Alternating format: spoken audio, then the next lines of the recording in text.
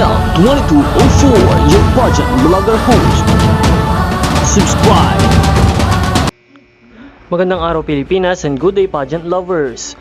Walang bibitiw dahil ang tatlo sa mga major pageants ng buong mundo ay mangyayari ngayong November. Kaya naman, para sa lahat ng ating mga Pinoy pageant fans, patuloy tayong umantabay para sa ating darating na major pageants will be happening this November. So it will be a busy month for all the pageant fans. This coming November 9, mangyayari ang Miss Earth 2024 at ito ay gaganapin sa Pilipinas. This coming November 12, 2024, magaganap naman ang Miss International 2024 kung saan ito naman ay gaganapin sa Japan.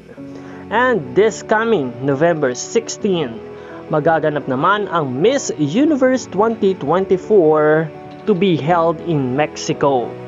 Kaya naman patuloy nating suportahan ang lahat ng ating mga kandidata at patuloy na umantabay para sa lahat ng mga updates.